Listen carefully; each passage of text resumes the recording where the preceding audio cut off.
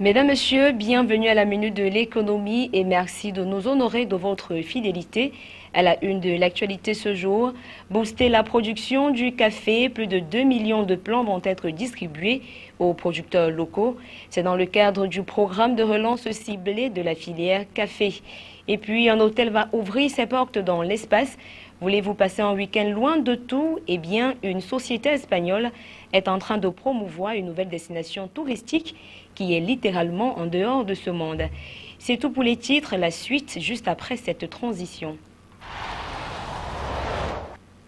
Une fois de plus, bienvenue à tous. À l'entame de ce programme, on parle de caféiculture. Le Conseil interprofessionnel du cacao et du café a mis sur pied le programme d'urgence pour la relance ciblée de la filière avec plus de 2 millions de plants mis à la disposition des producteurs locaux. Ces plants sont entre autres des intrants nécessaires à la création des plantations, depuis la constitution de la pépinière jusqu'au traitement post-récolte, donc les sachets, les ficelles, les pesticides, les fertilisants, le matériel végétal et le petit matériel agricole.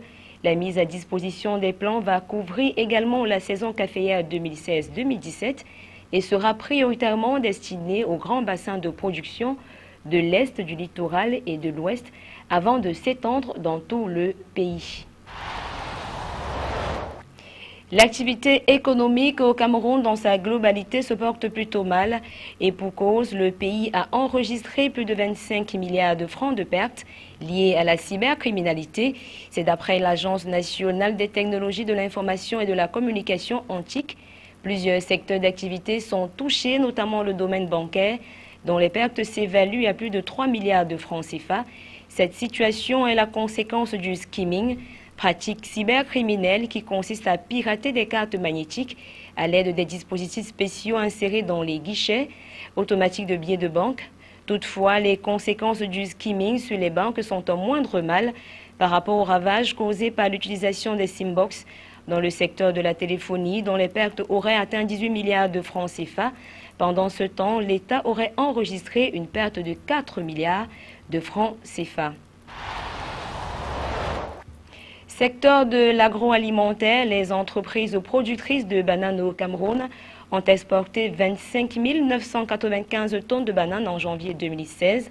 L'information est de l'association bananière du Cameroun qui relève par ailleurs que malgré une légère baisse, la société des plantations du Haut-Pendia est l'entreprise qui a vendu le plus à l'étranger avec 14 590 tonnes contre 14 978 l'année dernière.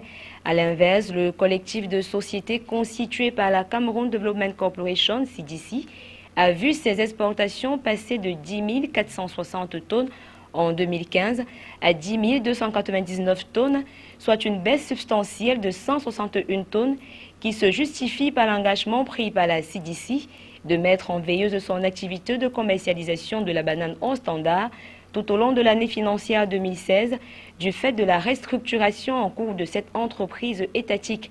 Pour rappel, la banane est le troisième produit d'exportation du Cameroun, derrière le pétrole qui représente plus de 40% des exportations totales et le bois en grumes ou scié qui représente environ 15% de l'ensemble des exportations.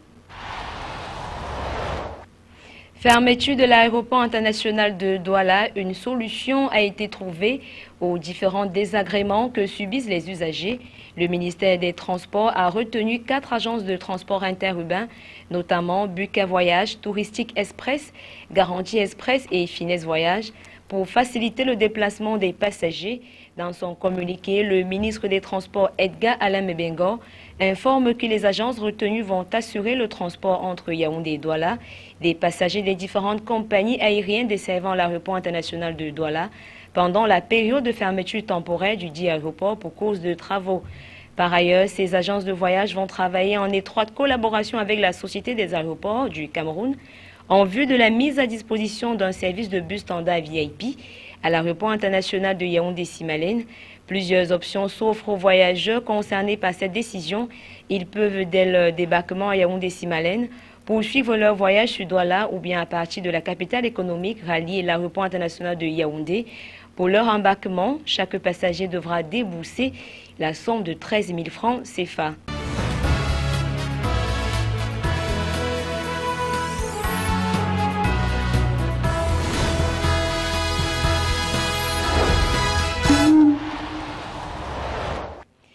À l'étranger, à présent, un hôtel va ouvrir ses portes dans l'espace.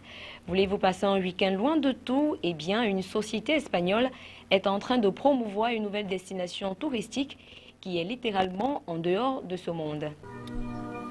Vous voulez passer un week-end loin de tout? Eh bien, une société espagnole est en train de promouvoir une nouvelle destination touristique qui est littéralement en dehors de ce monde. Le premier hôtel dans l'espace, appelé Suite Galactique, n'existe peut-être pas encore, mais Ramon de la société conceptrice basée à Barcelone affirme que le tourisme de l'espace deviendra un lieu commun.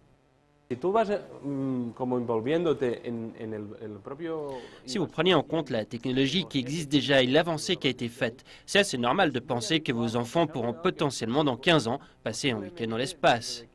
Jusqu'à ce que sa propre navette spatiale soit développée, les passagers de Suite Galactique voyageront dans des fusées russes. Séjourner 3 jours dans une nacelle unique à 450 km au-dessus de la Terre, voyageant à une vitesse de 28 000 km/h. L'idée de cette capsule est un voyage en solitaire, l'équivalent d'une retraite à la montagne. Je veux dire que comme il n'y a pas d'autres passagers, la personne sera seule. Les touristes de l'espace effectueront en orbite un tour de la Terre toutes les 80 minutes, voyant le soleil se lever et se coucher 16 fois par jour. Ils pourront aussi prendre part à des expériences en apesanteur. La date du lancement n'est pas encore fixée, mais 43 personnes ont déjà réservé une place et 200 autres ont exprimé un intérêt.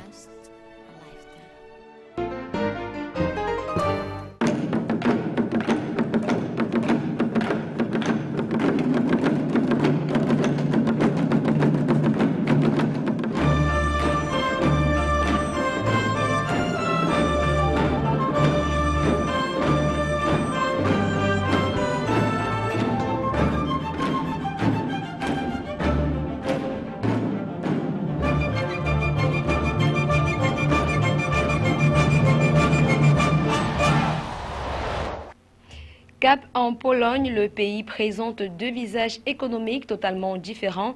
Avec près de 4% de croissance en 2010 et en 2011, l'économie polonaise fait rêver les 26 autres membres de l'Union européenne. Depuis la chute du communisme, la Pologne est un vaste chantier qui offre beaucoup de travail, mais où le taux de chômage chez les jeunes atteint les niveaux dramatiques.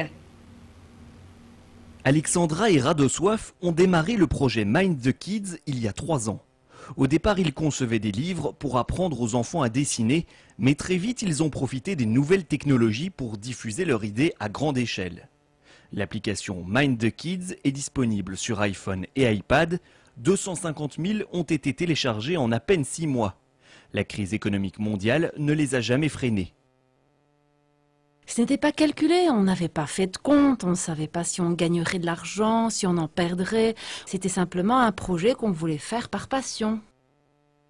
Ces deux jeunes entrepreneurs sont une illustration typique de la Pologne qui gagne, car ce sont en grande partie les PME qui permettent à ce pays de maintenir une croissance de près de 4% contre environ 1% pour le reste de l'Union européenne. Les entreprises polonaises sont très souples, elles s'adaptent facilement aux imprévus, et l'histoire pas si lointaine de la Pologne n'y est pas étrangère. Il y a 20 ans, lors de la chute du communisme, nous avons connu avec l'ensemble de l'Europe centrale une crise économique bien plus grande que celle que connaît actuellement l'Europe de l'Ouest. La vie des Polonais n'est pas toute rose pour autant, en particulier pour les jeunes. Chez les moins de 25 ans, le chômage atteint 25% et ceux qui travaillent vivent essentiellement d'emplois précaires. C'est le cas de cet étudiant en journalisme. Après 3 stages non rémunérés dans des médias nationaux, il a fini par trouver un emploi dans une fondation et travaille à la pige. Son salaire moyen, 400 € par mois. Je pourrais être vendeur dans un magasin de vêtements. Peut-être que là, j'aurai un contrat de travail normal, et encore j'en doute. La seule alternative pour moi, c'est de changer d'études. Se reconvertir, ouvrir sa propre boîte, partir à l'étranger ou bien accepter des conditions de travail précaires, chacune de ces options comprend des risques et le succès n'est pas garanti à la clé. En attendant, l'écart entre riches et pauvres ne cesse d'augmenter. Place à présent au chiffre du jour, il est de 25 995 tonnes. C'est la quantité de bananes exportées par les entreprises productrices de bananes au Cameroun en janvier 2016. Voilà, mesdames, messieurs, c'est la fin de ce programme, la Minute de l'économie. Ce qu'il faudra retenir, booster la production du café, Plus de 2 millions de plants vont être distribués aux producteurs locaux. C'est dans le cadre du programme de relance ciblée de la filière café. Et puis, un hôtel va ouvrir ses portes dans l'espace. Une société espagnole est en train de promouvoir une nouvelle destination touristique qui est littéralement en dehors de ce monde. Merci de votre attention. Bonne suite des programmes sur la chaîne de l'information CamNews 24. Au revoir.